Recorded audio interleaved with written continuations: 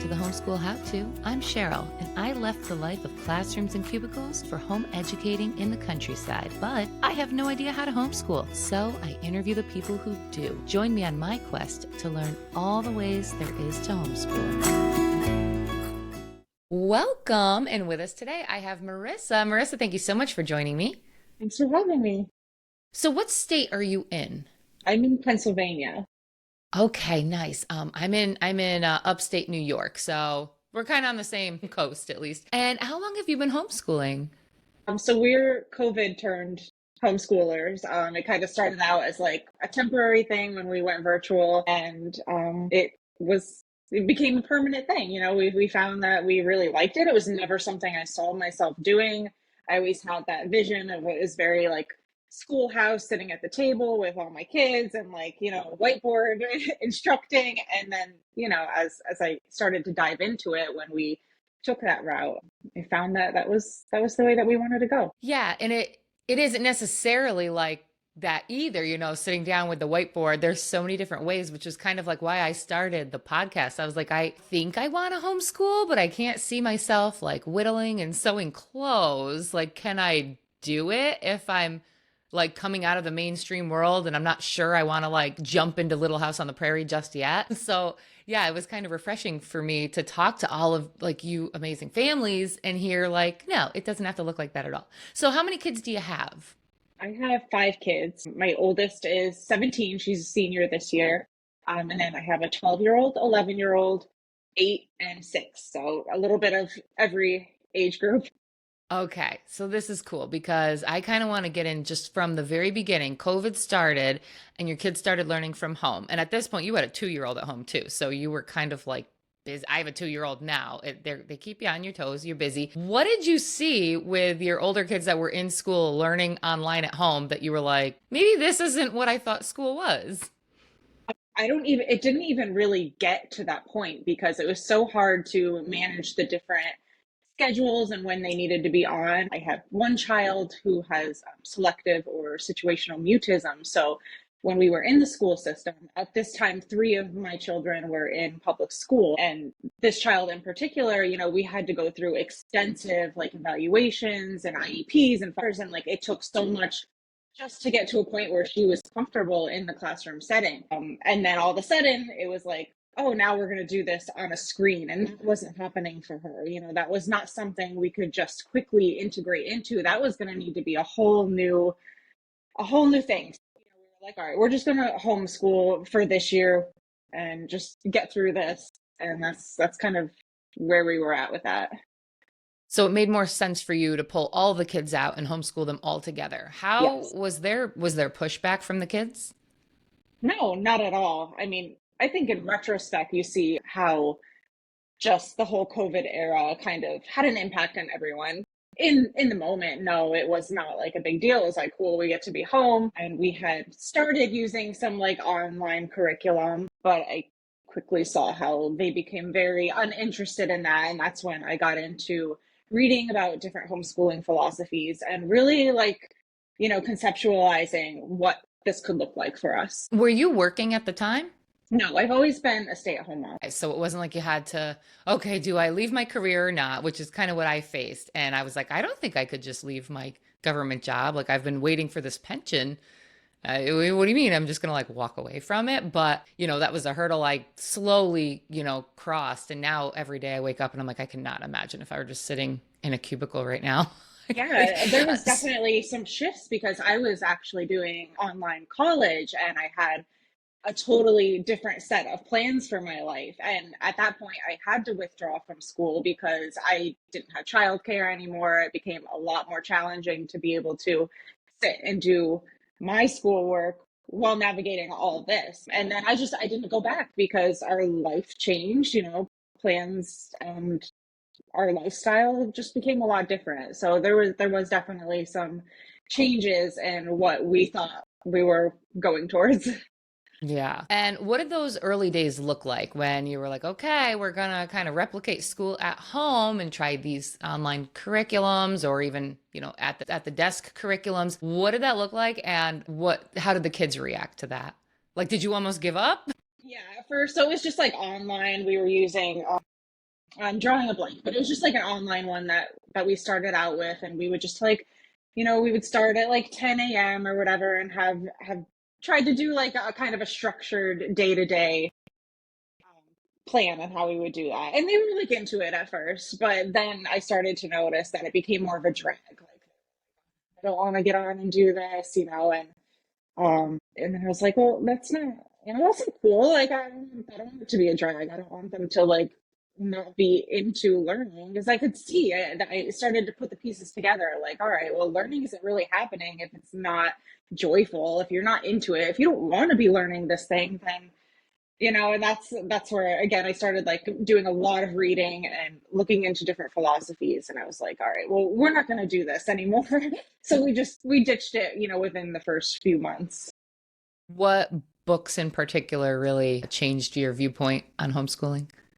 Peter Gray's Free to Learn was the first one that really radicalized my mindset on everything, because he comes from it from every angle. You're getting like historically side of it, the history side of it, the psychological side of it, the evolutionary side of it, research, and like so many statistics. And I love that. Like, to me, that really resonated. I think especially for just getting into it, to be able to really see like the statistics and the research and how this is affecting kids' mental health. And I could really piece together with like my oldest, who really struggled in school. Like, it really had a great impact on her mental health.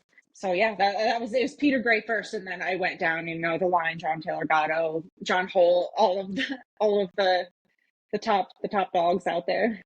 Yeah, I that was one of the first I read too. And I'm not like an avid reader. I want to be. I don't know. I open the book and then I fall asleep. But listening to the books on tape has been my saving grace. So I remember listening to Free to Learn, with my headphones in, doing stuff around the house and just like stopping in my tracks, like, whoa, I never thought about it that way. It's so cool. And just kids learning together that are all different ages. And, you never stop to think, like, why do all 7 year olds have to sit in a classroom with all 7 year olds? Like, who?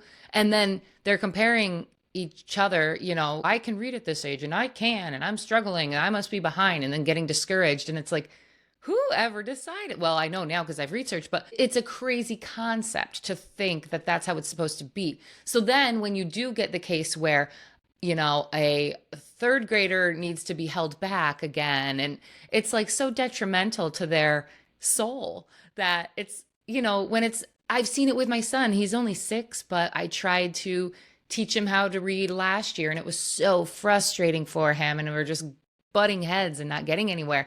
And I was like, okay, let's take a break. And you come back to it 6 months or a year later, and it's like a whole new person. Their brain just works differently. And it's like, oh, why doesn't anybody just wait to teach him to read? And he still doesn't know how to like fully read or anything, but I'm not pushing it either. And even though we might get comments from friends that are in public school who are reading, or cousins that were in public school and read at that age, it's like, I told him today, I go, yeah, well, you know how to like change oil in a tire, or in a tire. Well, so clearly he's not learning this from me. You know how to change oil in a truck, or, change a tire. So you know more than a lot of other kids too. Yeah, I love that. What did you notice most off with your kids? Like you said, your oldest struggled in school. Like, what are the things that you saw as you started homeschooling and unschooling that you were like, wow, this is really where we're meant to be? Like, what changes in the kids did you see? Mental health, for sure. Like with my oldest, she was in seventh grade at the time when we pulled. So that was the biggest thing. I mean, we were spending, mornings were on the floor in tears. That's like how bad it was. And coming home after school and having, anxiety, stomach aches, and just it was really hard. So that was like the number one thing, was that just seeing like the mental health improvement in her. And then I think, Was Can go I ahead. ask, was Yeah. that like from stress from friends and bullying, or was it more related to test scores? Both. There was the toxic socialization aspect of it, and also the academics, that she's just that type of kid that, like many kids, don't really thrive just sitting down and doing like worksheets and written work. She's very hands-on and has to be engaged, like has to like really be into it. So yeah, it was both of those things, and it really impacted her self-esteem, you know, constantly seeing these low test scores. I think no matter how often I was like, hey, they don't matter, the scores don't matter. You can only say that so much. You still get that message that you're not good enough. And so it's really hard to combat that, even when, as a parent, you're trying to be supportive. They're still kind of in that environment and still soaking all that in. Yeah. So once you guys got into your unschooling environment, how did you see her change? I mean, did she still have like friends from the public school that she was friends with, or did she kind of let those relationships go on her own? They went, but we also moved. We were in New York at the time, and we had collectively as a family decided to move across the border to PA. And I can't imagine why anyone would leave New York. yeah, I know, and I know, like, we're both like very like restrictive in terms of like homeschooling, but I like PA a lot better. That's for sure. But yeah, so there was like a lot of changes in that aspect because she still like has contact with her friend group, but all that drama disappeared, all of the just that toxic aspect that you can't escape, because when you're in school, you have no choice but to face it every day. So that was big. And then I think like just deschooling, she's still going through it. You really can see, having different kids of different age groups and seeing like one that was in school up until, high middle school, and two that were like lower elementary, and then two that have never been to school. And you can really see that difference. And even in the two that have never been, there's still that like societal impact of, that, I don't know, like just like What that am you I have to, supposed to know at my age? yeah, like everything's kind of centered around school and schoolish things. So that, I think like we all kind of need deschooling in a way. Yes, yes, for sure. So how did you deschool? Reading, lots of exposure, lots of research, really getting into the philosophy. Like when I was like, decided that unschooling was the route that we wanted to take, I wanted to know everything about it. I really wanted to understand the way that it works. And it's so important when you're going into this, probably with all styles of homeschooling, right? Like you have to, you gotta like understand like the philosophy, because I think anybody that doesn't understand it hears it and obviously is very critical of it, because there's just the stigma around it. And yeah, you gotta like really understand what it's all about. Yeah, for sure. Because I mean, it to a lot of people that have never looked into it at all, it looks like just laziness. Like, oh, so you just let your kid do what they want to do all day. Okay, well, that's probably going to look like playing video games. And there are some unschoolers that do let their kids play video games all day. But just as in anything else, giving your kid a phone, it doesn't mean that they're on the phone 24/7. You might have restrictions around it. So, and just, yeah, you want to have like that ammunition in you. It makes me think of a family member that had posted something about like the idiots who feed their kids raw milk on Facebook. And I haven't written to this person in years, but I was like, I gotta write something. My husband's like, what are you doing? We're eating dinner. And I'm like, I just gotta write something. So I just went off on a tangent on how wonderful our life has been since we've been drinking raw milk. And because she's like, oh, all you people trying to give what listeria and something to your children, just give it up. It's like, again, this is someone who clearly doesn't know anything about raw milk. And I didn't either until I started looking into it and looking into the pasteurization process. So it's the same with unschooling or anything, that until you've actually researched it, you shouldn't have an opinion on it. So what were some of the benefits of unschooling that you read about and figured this is really the way our family needs to take it? I think really understanding the learning process and how it is not so top down. It's not just teaching, memorizing, regurgitating. When you understand the process, the pedagogy of the traditional system and how it is set up that way, and understanding that learning is a very relational process. Like it should feel joyful. It's very intrinsic. Like if they want to know something, we're all in and they're all ears, and we can research these things together, and whatever it is that comes up, and that always leads to more questions, and that sort of thing. So that was probably like the biggest thing, was like really getting into the whole philosophy of it and seeing how, yeah, kids learn naturally. They're learning through play. It's not so it's not so like obvious of just like sitting down with a worksheet of math equations, like what young kid can relate to that. There's no like connection there. It's just like doing things because they have to, doing things to get the grade, doing things to move on to the next level. So when you really see that like intrinsic value, like learning because you want to, that's so important. So, what does that look like in what does unschooling look like in your day to day? If you want to break it down either one day or maybe one week, and then even just do like a year's overview because there are reporting requirements. Yeah. Yeah, it's we don't have any set structure. We kind of have, I like to say we have rhythms, we flow with like the seasons, whereas like this time of year it might be a little more relaxed, and summer we might be a little more out and about and on the move. But, it might be like watching, obviously I have 5 kids, so it's always like split up depending on each of their needs, and that always shifts day to day. So it might start out with like watching a documentary with one of my kids on one of their topics that they're really into, and then sitting down with one of the other kids and watching them play their games. I've got some avid gamers in the house, so I'm always just connecting with them, engaging, just sitting with them and watching. They love to just tell me about it and just explain what they're doing and teach me. My husband's more of the like, he sits and like plays the Roblox with them, but I love just sitting and watching and having them teach me and tell me all about it. And then, with a teenager, we're engaging in a lot of conversation where we might get into current world affairs, and, we might be like sitting down and researching things together.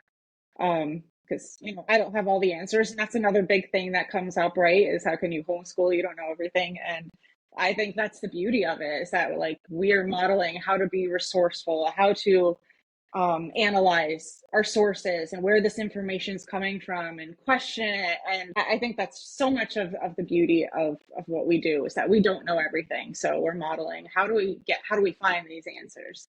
Who can we call that knows about this? Who can we reach out to, and all that stuff. So yeah, that's kind of just a little like snippet of what it might look like day to day. Yeah. And then, like in New York, we have, pretty strict reporting requirements. I know it looks something like, I have to say what I'm going to do for the year, and then every quarter, what we did do and how my son is doing. And then past, I think it's third or fourth grade, you've got to take a written exam every other year. And I think maybe every year as you get into the high school years. So what kind of requirements do you have in Pennsylvania? And how do you, without getting yourself into, into any trouble, fit what you're doing into the written form to fulfill the requirements? Yeah, so it's kind of similar to New York in that, like, how when at the beginning of every year we have to have a notarized affidavit and an objective list. So similar to, what you submit in New York, just kind of a list running down each how you're covering each required subject area.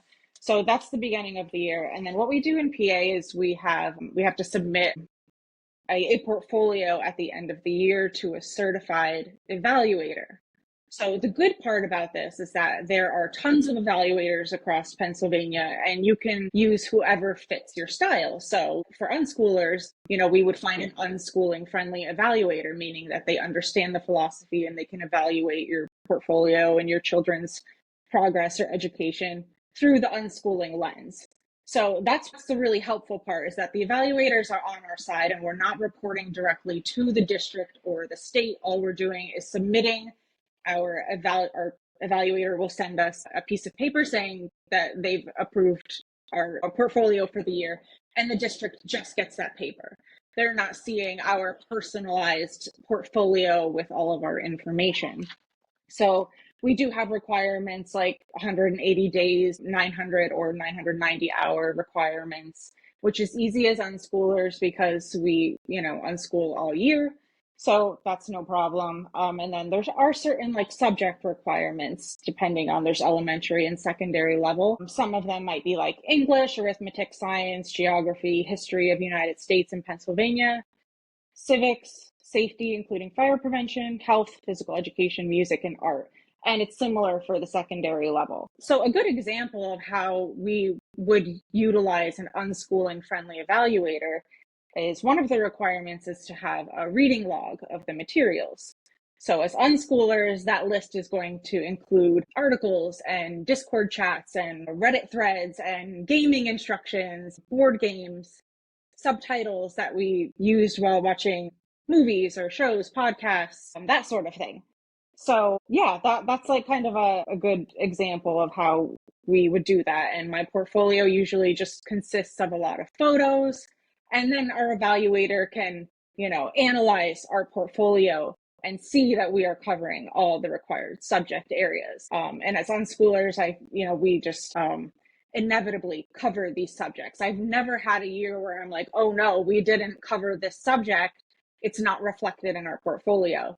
It never happens. It's so easy to hit all these benchmarks and then some. So I think it's very intimidating at first when you're first starting out and you're like, oh no, how can I possibly, take on unschooling when we have all these requirements? But I'm here to say that it is completely achievable. It's so like just naturally just in everything that we do. So there's that. There's also the testing in grades 3rd, 5th, and 8th, which is required. And I think it's similar in New York. So we just do like the CAT untimed. And again, the district and the state never sees those results. That might be different in New York. It's just our evaluator who's just saying that, we've completed it. So that's kind of a rundown of what we do as far as requirements.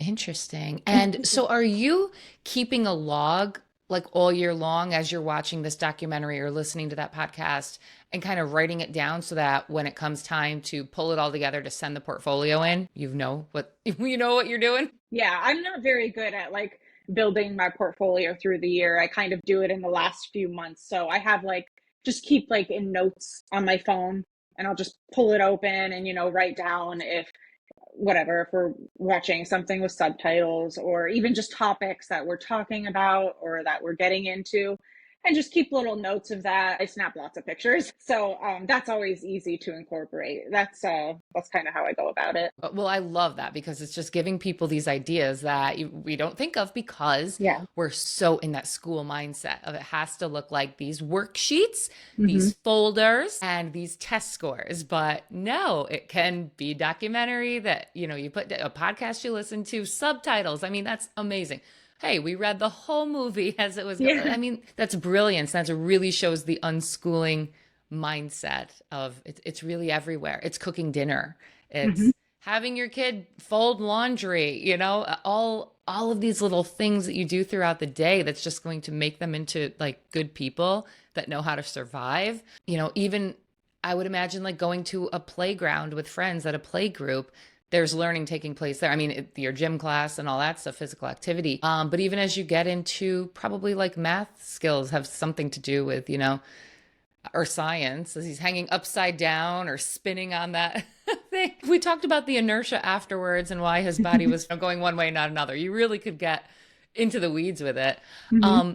Have so do you ask the kids like in the beginning of the year, the beginning of the week or the day, like what do you want to learn about today? Or do you just listen for their cues and then say, well, let's kind of delve into that further? Yeah, most of the time I think it's just listening. It kind of just pops up. So I even just yesterday, my daughter was like, I really want to like start crocheting. So we were out and about, we were doing some shopping yesterday. And so we picked up these little like beginner crochet kits. It was perfect. And so we're going to start that. So yeah, they come up all the time. And then there are times where I might check in with them and say, hey, like, is there anything we're missing? Are you lacking anything we need to do for enrichment? So a little bit of everything. So what about math? When you think of something like math, that's so you either adding, subtracting, multiplying, division, algebra, calculus, or you don't. And depending on, I guess, what your future looks like for your kid, if they're, want to go to college or not, they might need to know certain things. So, how do you navigate something like math or a foreign language?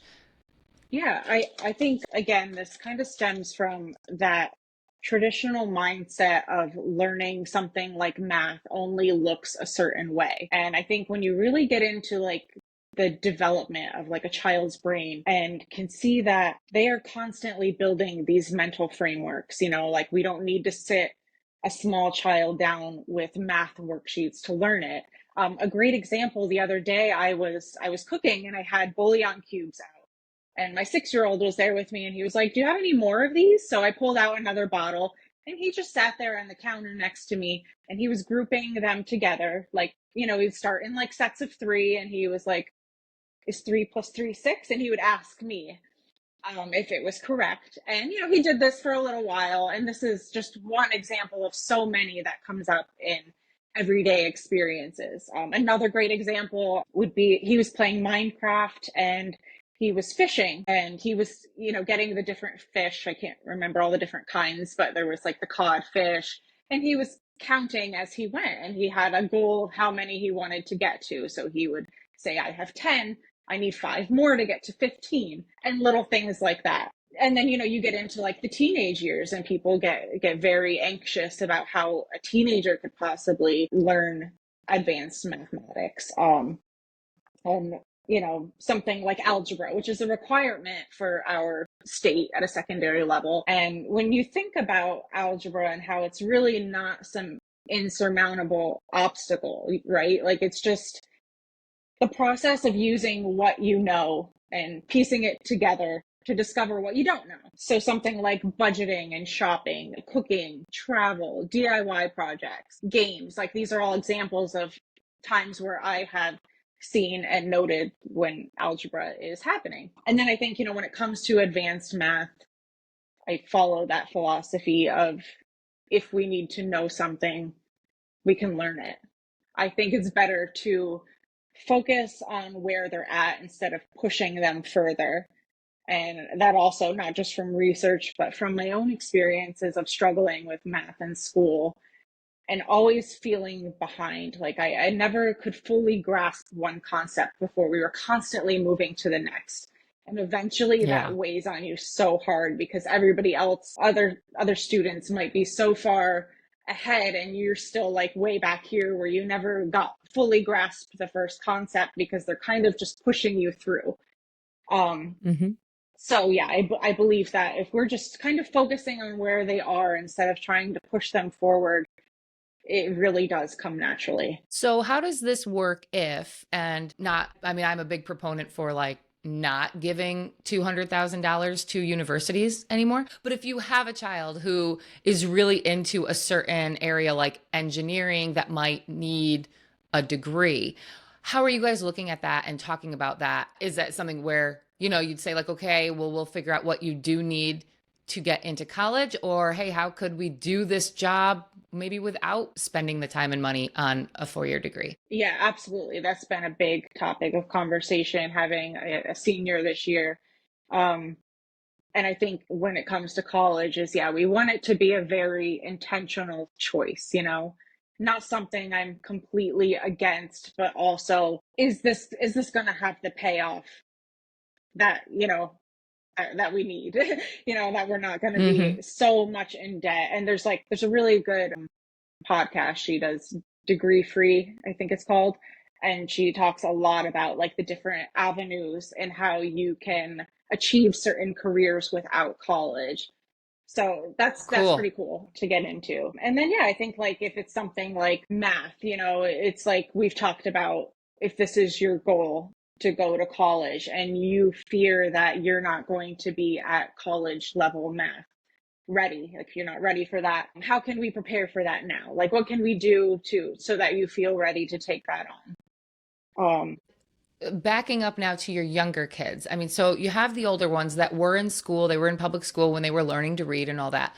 When you have the younger kids, I assume you're not pushing them with, and I don't know, I say with phonics because there's an element to phonics that's, schooling. And then there's probably just common, like, let's break up this word as we just sit and have a conversation together at breakfast. So, how, and then as they're getting to the ages where they might want to learn how to read, like my son, because he's 6, will be like, okay, well, we were trying to get him to spell, to put in the words to search for a movie, a Christmas movie on the TV the other day. So it's like, okay, we'll find G. Okay, let's spell out Garfield. Okay, well, it doesn't really make the A sound. So, it was this whole conversation of how to get Garfield spelled out so we could find it. How does that look? And then do you find that your kids are now like looking at their friends like, well, they can read already? And I know we touched on it earlier when I mentioned it, but I didn't really ask you how you were getting into teaching your kids to read and if you have an age frame or if you're just like, no, just it's going to come when it comes. What does that look like in your household? Yeah, that one's a little new because my three oldest were in school, so they did the, traditional way of learning all that. My now 8-year-old was completely self-taught reader, speller, writer by age 5. So that was super exciting. And he started by typing. He learned how to type first before he was actually writing pencil and paper. But it came like just seamlessly after he had, was able to spell and type things out. He would use like talk to text on his Kindle, and that really helped him. But yeah, it came very easily for him. And now my youngest is 6, so we're kind of navigating that. And obviously, no child is the same, so I don't anticipate him to be like completely like his brother and not comparing them at all. But, there are things I do, like I really like the strewing method. And so that's something I will use. For example, we recently just did little labels around our house. And I asked him because he'd made some comments too about wanting to read. So I asked him, like, would you like to do this? We have these, we could write out little words or print them out and then hang them up around the house. And he was so into it. He thought it was super fun. So right now, everything is labeled in our house. So everything has like a little label, and that just, brings that the visual word to everything around us. Things like little magnet tiles that I could put on the fridge with little words, that's an example of something I might strew as far as when it comes to like reading and spelling. So yeah, that's kind of the approach. Reading, just reading to him, making it very intentional, like pointing out the words, making sure that I'm pointing it out when I'm saying it so that he can see it. Similar to what you said, where he was like writing it on the TV. I'll do that too, where I just say the letters. He loves to do chalk, doing chalk letters. One day we were outside and he's like, let's write the alphabet. You do it first and I'll copy you. I'm like, okay. So yeah, it's just another thing that I don't have to push it. I like to inspire it and, make sure that just, it's a constantly like engagement, and we have like an enriching environment full of words and reading, whatever way that may look. And it really does just kind of come naturally. Um, we will see how that evolves with him and how he picks that up. Yeah, is reading to your kids or making sure they read every day part of your kind of intentional journey with the unschooling? Yeah, but not in a traditional sense. It doesn't always look like books. It could just look like reading something else. Like I said, they're big gamers, so a lot of times we're reading things on their games and doing math that way because they're so into it. It's what they love. So I really like to just, accentuate on those points that they're the things that they're really into, and that's where I'll try to keep the focus. So now, okay, since they are big gamers, do you have any reservations on like how much time they're spending in front of a screen or, watching movies or TV? No, this is a bit of a controversial, but Sure. Yeah. I mean, my 2-year-old's obsessed with Coco Melon. So, like, there's no judgment here. I just like to ask because, it's what I'm thinking. yeah, I haven't done intensive research on it. yeah. So we don't have any like restrictions around that, and I found that just is the best route to go, because then they don't have that anxious feeling of like, oh no, I only have an hour to complete this Minecraft village, and then they're not getting up to go to the bathroom or eating. Like, they're super relaxed. They know that it's always there. They love it. I see the value in it because I see how much that they're learning from these things that they love so much. So it hasn't been an issue because there's no like power struggle around it. I find that they want the same things for themselves that I do. It's like this interesting dynamic when you're like have this collaborative relationship with your kids, that there's no like control war, because we can just communicate with each other. And, if I say like, hey, like, you've been playing that game for a while, do you want to go outside and stretch out, run around a little bit? Like, usually they're all for it. Like, I don't like get any pushback to do other things. They're always open to do other things because they know they can just come back to their game. Okay. So there's no like what I've heard with shows like Coco Melon. Hmm. Like my 2 year old, she's seeing the change in the screens so much that her synapses are making connections that like she's always going to be expecting now those quick screen changes. And when she doesn't see that, when she's just like, for instance, looking outside, or we're reading a book together, that's actually causing anxiety. Now, I don't know. This is just something I've heard, probably on podcasts. I don't know if, the science behind it, if that's truthful or not, but is that anything you worry about? I think a lot of times with the fear mongering around screens, the research too, it doesn't account for the variables that aren't controlled for. Meaning it doesn't show, unschooled versus schooled kids or homeschooled versus schooled kids. It's not showing, oh, these kids are parented in an authoritarian manner and these kids, have a collaborative relationship with their parents. And those things in my eyes like make all the difference. Well, and even just, maybe being in a two-parent household versus having to switch back and forth between, mom's house, dad house, mom house, dad, and, or, the diet. Are they getting all red dye 40 and, chemicals in their foods all day? Are they not getting any fresh air? Are they not doing any physical activity? For sure. I'm sure all of that plays into account. Yeah, that's been a big thing we've been getting into. It's so funny because my youngest will say, what was it? I think it was like a Jello packet. It was from Aldi, so it didn't have dyes in it. But he's like, "Is there red 40 in this?"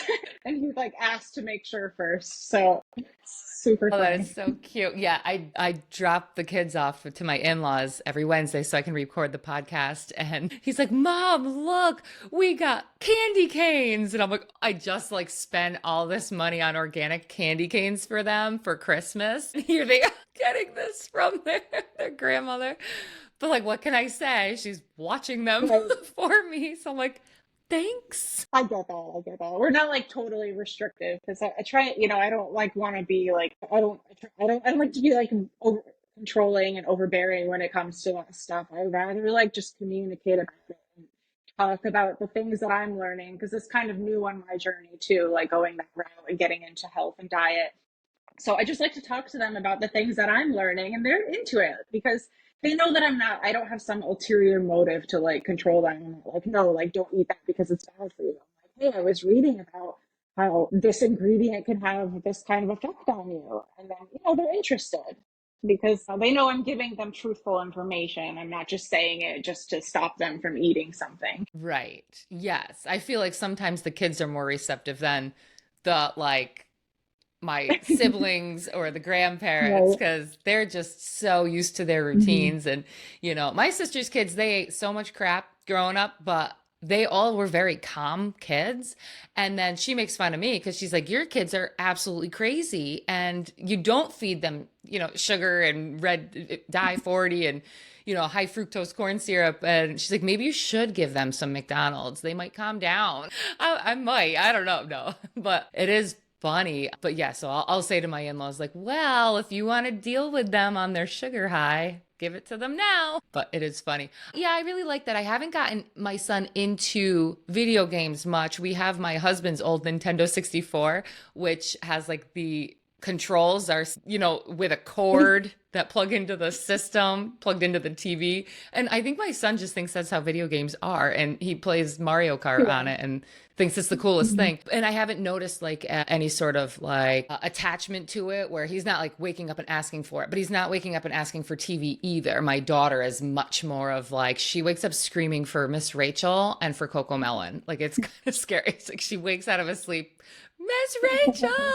Like, oh, there's a sign you watch a little too much, but I would be curious to see how like the Minecraft and the Roblox are. I mean, they do fearmonger you for sure. And what about like interacting with the public? Is that part of those video games? Because I've heard that be a fear as well. Like, oh, anybody can communicate with your child, and I don't know, are there restrictions you can set up around that, and even bullying through those sites? Yeah, there are some like different restrictions you can set up, but again, I take the approach of like having this open relationship where they can talk to me and we can discuss red flags of people. My kids have made some really good friends through their online gaming. And, we take the steps, obviously to make sure that they're real people, they're safe. But like my daughter's always on FaceTime with her two long distance friends, and they're doing their gaming together. It's a very like interactive process with some of their friends. But yeah, if something comes up, I think my son came to me sometime. He was like, yeah, like somebody was asking me for money because they were in like a really bad flood. And so instead of being like, no, like, get rid of that person immediately, I was like, like, well, let's think about this. And we kind of, just talked through it a little bit. And then at the end, he was like, yeah, I guess, that sounds like it's probably a fake person. And he was able to kind of come to that realization on his own without me just saying, get off, delete that person. We walked through it, talk about the red flags. I was like, here are like some signs that we can look for if somebody is a tricky person. I don't really like to use strangers. I think strangers can become good friends and become, resourceful people. So we're looking for those tricky people. And like, yeah, when it comes to bullying, my kids have had no issue. Like they just will go on and block somebody if there's a problem. They have come to me and talked to me about issues that they faced. And so yeah, I haven't encountered it as a problem. Things do happen, but as long as like we're maintaining a good relationship where they can come to me and they're not trying to hide something and potentially get themselves into a worse situation, then we're going to be okay. Sometimes we have to have those experiences to learn from them. So as long as like we can do that in a safe manner, I feel good about it. And that's a really good point to make. I hadn't really thought about it that. In fact, I wrote this children's book, Let's Talk Emergencies, earlier this year, and it goes into like you were talking earlier about our requirements and the being the fires and this and that sort of thing. It fulfills that for the homeschool requirement because it does talk about that in your escape plan. But in the book, I do get into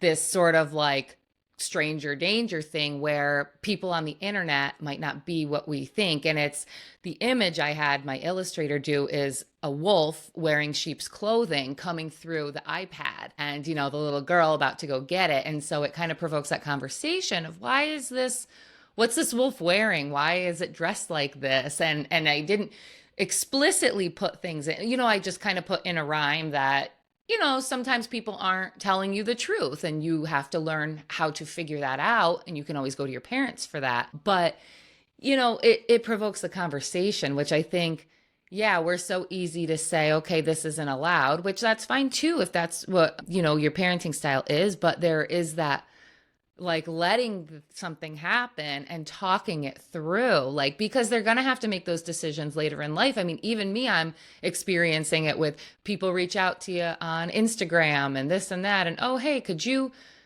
promote this for me? But it like, okay, well, if it looks a little sketchy and, you have to, okay, I'll pay you to do this. Just give me your bank account routing and checking number. And it's like, well, why would you need my routing number and bank account number? There's Venmo, there's PayPal, so it's like you really, even at 40 years old, have to be looking into that. And then I know 80-year-olds that, oh my God, you got to send all my inheritance, all my money away, my whole savings, because you have a grandson calling supposedly in jail in Cuba and they need your money. And, grandma's all her money's gone and you're like, no, he's in bed at home, that was a scam. So it's just we're in that era where it happens to everybody, kids, adults, and the elderly. So we do have to learn about it and teach our kids how to navigate those waters. That's a really good point. This has been such a cool conversation because I think this will be a super popular episode because you kind of give parents the grace to like, you don't have to be, I'm thinking like June Cleaver or, the Little House on the Prairie mom, where it's great if you are, and if you're not, it works too. And your kids are still going to learn. I think just being with your kids, that's my last question to you. How have you seen the dynamic in your family change since everybody was in all different directions throughout the day? And even your kids being siblings with each other. How has that changed since you brought everybody home to homeschool? The connection, it's been so much stronger because it wasn't just, switching to unschooling wasn't just an educational aspect. It was a total lifestyle shift, kind of tend to, if we're talking like labels, I consider us radical unschoolers, where the unschooling extends past the education part of it. And I'm sure you can kind of pick that up in some of the things where I'm talking about, where it's not about control, it's about collaboration, it's about, being connected and being together and making sure that they always know they can come to me. So that's been the biggest thing, is that our connection. And so that enhances our communication, our problem solving, when there's sibling conflict, particularly with the younger two. It's really cool to see them grow and be able to work out issues, through communicating, and, where that might look a lot different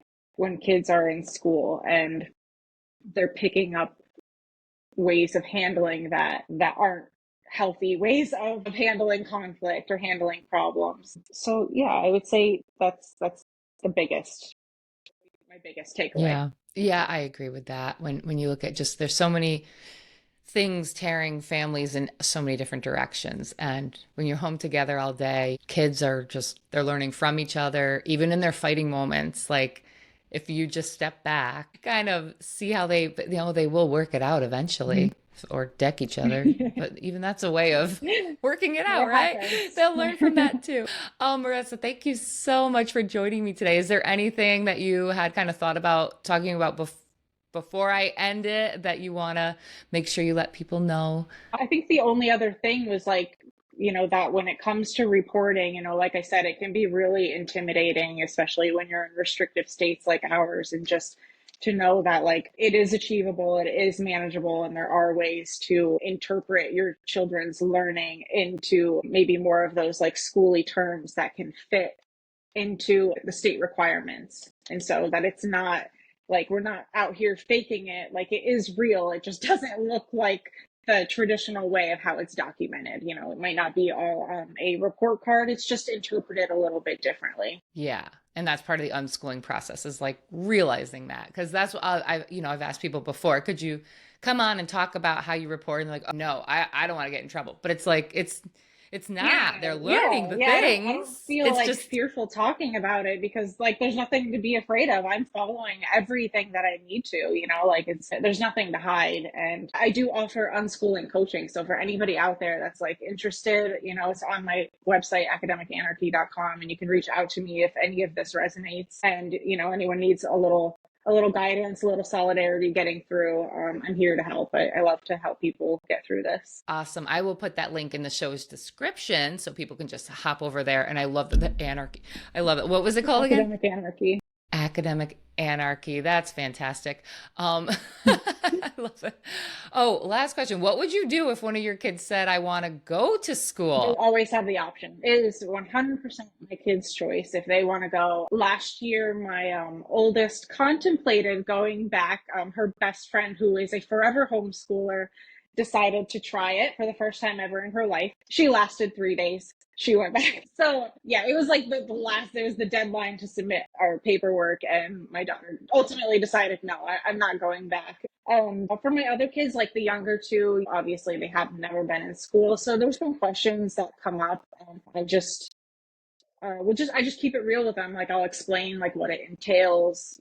This is like you would have to go this amount of time, and they're like immediately turned off. They're like, never mind. Like I'm not interested in that. And does your daughter, your oldest or the middle ones, do they think of things like the prom or, homecoming and the football games and, the Valentine's Day parties or whatever? Do they see those carrots dangling and think, oh, maybe I am missing out on that? Or do they get the bigger picture? For my oldest, definitely, she definitely, kind of goes in and out between that feeling of like the fear of missing out. She has participated in things like homecoming and going to the football games.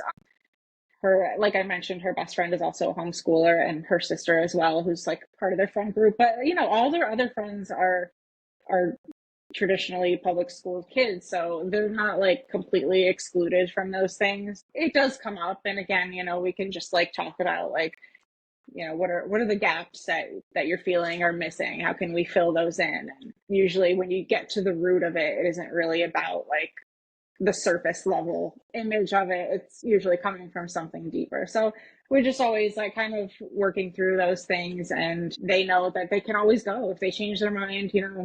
I'm not going to stop them from going. They're free to try it out. I always have my own fears and maybe judgments about it, but I don't want to ever impose that on them. I don't think it's going to come up. I think everybody's pretty content with just being home. Yeah. Good. All right, Marissa, I'm going to put the link to your coaching in the show's description for anyone that wants to check that out. Thank you so much for joining me today. This has been so fun. And just thank you. Thank you for all the knowledge that you've brought to the table here. So thanks so much for having me. I really enjoyed it.